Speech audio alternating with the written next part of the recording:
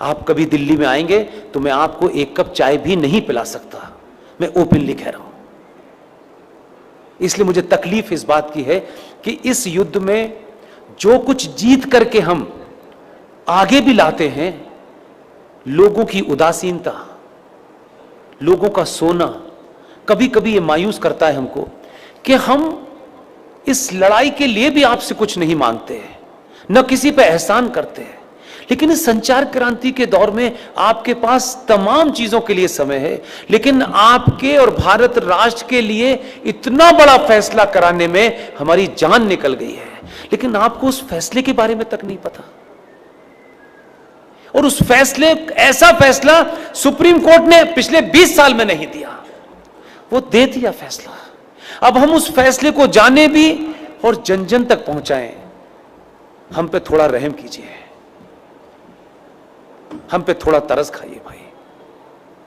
ये इसलिए कह रहा हूं कि इससे ज्यादा और शब्दों में नहीं कह सकता। 2018 में सुप्रीम कोर्ट के अंदर जस्टिस अरुण मिश्रा जी, जस्टिस अमिताभ राय साहब इतना बड़ा फैसला दिया है, लेकिन उसकी 90% लड़ाई मुझे और आपको लड़नी है। फैसला यह दिया है कि विष्णु शंकर जैन ने कोर्ट में खड़े होकर के कहा कि सर, माय लॉर्ड, देश के स्टेशन हो, बस स्टैंड हो, सड़क हो, एक्सप्रेसवे हो, जितनी भी सार्वजनिक जगह हैं इस देश में, हर सार्वजनिक जगह के ऊपर मस्जिदें बनी हुई हैं, मज़ारें बनी हुई हैं और बेतहाशा बनी हुई हैं। सड़कों के बीचों बीच में पीर बाबा मर गए हैं, कहीं स्टेशन पे मर गए हैं, कहीं छत पे मर गए हैं, यानी फ्लाईओवर तक पे भी पीर बाबा मरे हैं। ये भारत के सार्वजनिक और सरकारी जमीन के ऊपर एक जिहाद चल रहा है ताकि कोई भी इनके खिलाफ न बोल सके। सुप्रीम कोर्ट के दोनों जजों ने हमारी पिटीशन को सुना और लंबी चौड़ी बहस नहीं की।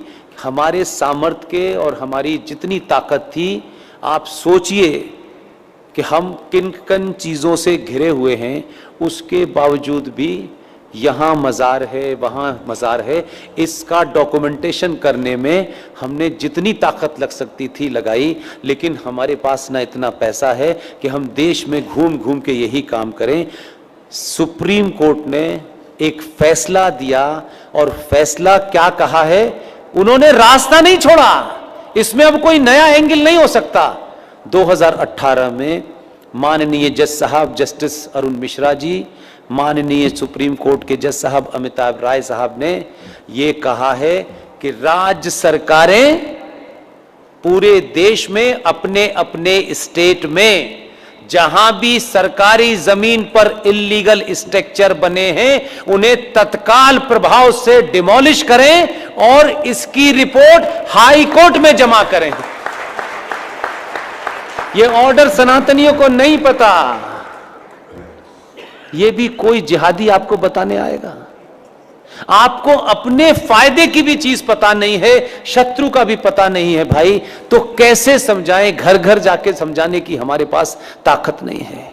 इसके लिए मैंने अभी हल्द्वानी के अंदर एक मुहिम शुरू की और आपके यहां आने से पहले कर्नाटक में बीदर में रात के 1 बजे सभा में मैंने कहा, और आपसे विनती करता हूं, आप अगर कहें तो हाथ जोड़ दो, मैं हाथ भी जोड़ने के लिए तैयार हूं कि पुष्पेंद्र कुलश्रेष्ठ, क्योंकि वही एक चीज वेरीफाइड है और वेरीफाइड नहीं है।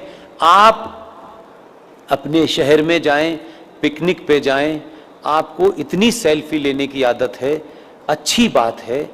जहां भी जाएं, मज़ार आपको, मस्जिद आपको सड़क पे कहीं नजर आए, कार बराबर में रोकिएगा, उसके साथ बैठ कर के एक सेल्फी लीजिएगा। आपकी तस्वीर हो उस मज़ार की, उस मस्जिद की जो सार्वजनिक स्थलों पे बनी हुई हो, उसकी सेल्फी लेकर के मेरे फेसबुक अकाउंट पर पुष्पेंद्र कुलश्रेष्ठ वेरीफाइड पर पोस्ट इसलिए कर दीजिए कि उसी का प्रिंट आउट निकाल करके हमको कोर्ट में जमा करना।